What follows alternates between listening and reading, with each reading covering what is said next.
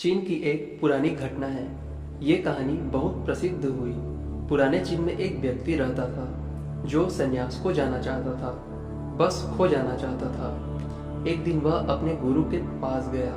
गुरु के सामने सन्यासी होने की इच्छा जताई। गुरु ने कहा कि तू सच में सन्यासी हो जाना चाहता है या बस सन्यासी दिखना चाहता है। उस व्यक्ति ने कहा, गुरुदेव, जब सन्यासी होने ही आया हूँ तो दिखने का क्या करूँगा, मैं तो सन्यासी होना चाहता हूँ। तो गुरु ने कहा, ठीक है, यह हमारी आखिरी मुलाकात है, अब मेरे पास वापस मत आना। जब जरूरत होगी तब मैं खुद तेरे पास आ जाऊंगा। इस आश्रम में 500 सन्यासी हैं। उन 500 सन्यासी के लिए तुझे चावल कूटने का काम करना है। ऐसा कहा जाता है कि वह सन्यासी अगले 12 वर्षों तक चौखट के पीछे एक हल्के अंधेरे के कमरे में बस चावल ही कूटता था।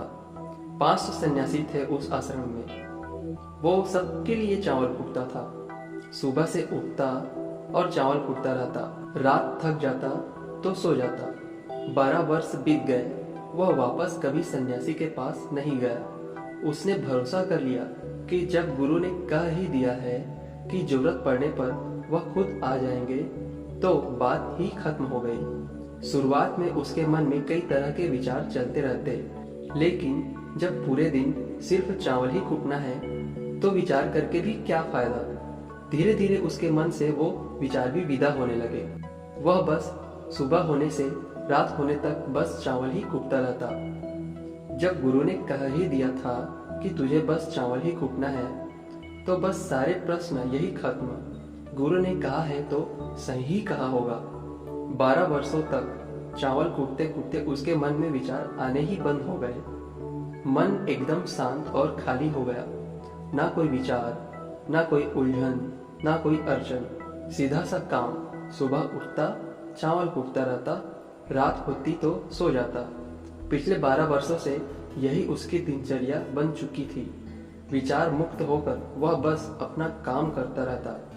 12 साल बीत जाने के बाद गुरु ने घोषणा की, अब उनके जाने का समय आ चुका है। जो भी मेरा उत्तराधिकारी बनना चाहता है वह मेरे कमरे की दीवार के बाहर 4 पंक्तियां लिख जाए, जिसमें जीवन का सत्य उज्जवल हो, जिसमें उसका और उसके विचारों का सत्य उज्जवल होता हो, लेकिन ये विचार उसके खुद के होने चाहिए। यह उसका खुद का अनुभव होना चाहिए। यह घोषणा सुन सभी शिष्य डर गए, क्योंकि गुरु को धोखा देना आसान न था। शास्त्र तो सभी शिष्यों ने पढ़ रखे थे, लेकिन उन सभी शिष्यों में से जो सबसे बड़ा विद्वान था, उसने साहस जुटाकर गुरु के कमरे के दीवार पर उस रात 4 पंक्तियां लिख दी। उसने लिखा कि मन एक दर्पण की तरह है, जिस पर धूल जम जाती है, धूल को साफ कर दो तो धर्म उपलब्ध हो जाता है। इस धूल को साफ कर दो तो सत्य अनुभव में आ जाता है। सुबह गुरु उठे और उन्होंने देखा और चिल्लाया, यह किस मूर्ख ने मेरी दीवार खराब कर दी, उसे पकड़कर मेरे पास लाओ। पर वह विद्वान तो लिख रात को ही भाग गया था। वह डरा हुआ था, क्योंकि वह पंक्तियां उसकी नहीं थी। उसने एक बड़े शास्त्र से इन पंक्तियों को चोरी किया था। इसमें उसका खुद का अनुभव न था। शब्द उनके तो थे, लेकिन उनमें प्राण नहीं थे। वह जाते समय अपने आश्रम के मित्रों से कह गया था कि सुबह गुरु कहे कि वाह क्या बात कही है तो मुझे खबर कर देना, लेकिन गुरु पक कर क्रोधित हो जाए तो मेरा पता मत बताना। सारा आश्रम चिंतित हो गया कि इतने सुंदर वचन तो हैं, वचनों में क्या कमी है।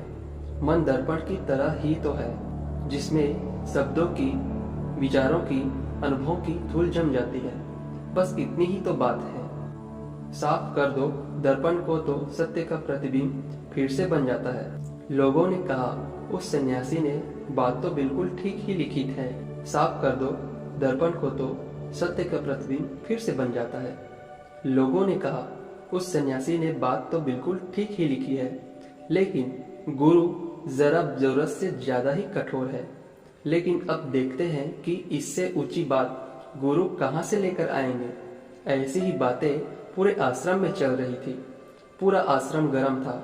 इस बात को लेकर ऐसे ही 4 सन्यासी ये बात करते हुए उस कूटने वाले के पास से गुजर रहे थे। उसने भी उन चारों की बात सुनी।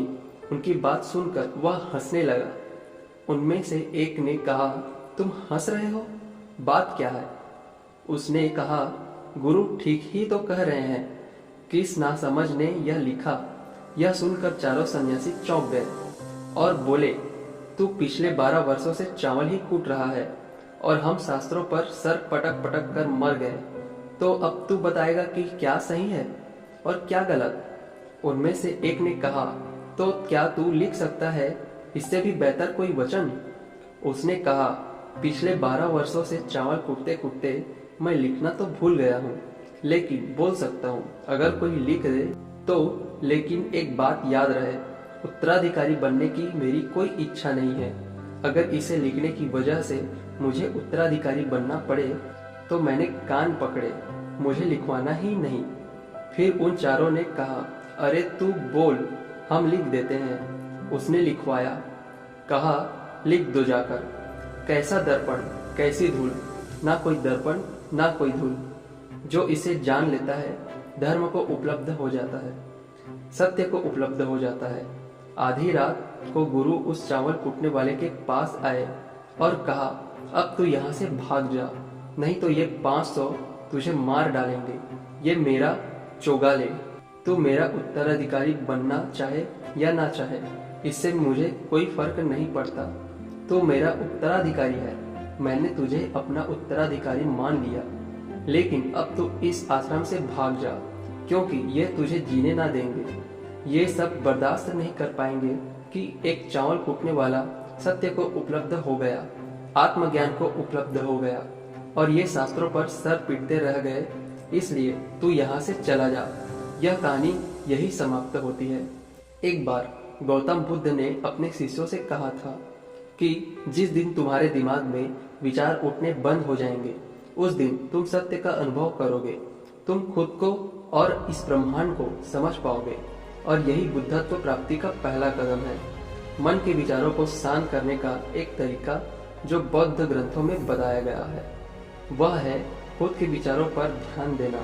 अंदर क्या चल रहा है, कैसे विचार उठ रहे हैं, इसका बड़े ही सावधानी से निरीक्षण करते रहना।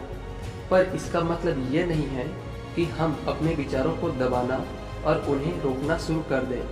अगर आप ऐसा करेंगे तो विचारों के फैलाव की तीव्रता और बढ़ जाएगी। आपको बस अपने मन को देखना है। मन भटकेगा, बार बार भटकेगा, लेकिन जैसे ही आपको फिर याद आ जाए कि आप विचारों का निरीक्षण कर रहे थे, आप तुरंत फिर से विचारों पर ध्यान देना शुरू कर दोगे। शुरुआत में आपको काफ़ी परेशानी आएगी, मन बार बार भटकेगा भी, लेकिन कुछ दिनों बाद आप देखेंगे कि आप अब काफ़ी लंबे समय तक अपने विचारों को ऑब्जर्व कर पा रहे हैं। हर तरह के अच्छे बुरे विचार मन में आ रहे हैं, जा रहे हैं, लेकिन आप विचारों के साथ कोई छेड़खानी नहीं कर रहे हैं। धीरे धीरे आपके मन में विचारों की तीव्रता कम होती चली जाएगी और अगर आप इस प्रक्रिया में और गहरे होते चले जाते हैं तो आप पाएंगे कि आपके मन में विचार उतने ही बंद हो गए हैं। अब आप बीते हुए कल और आने वाले भविष्य की चिंता नहीं करते। अब आप वर्तमान में जीते हैं और जो भी अभी इस समय आपके सामने है, आप केवल उसी पर ही अपना ध्यान केंद्रित करते हैं।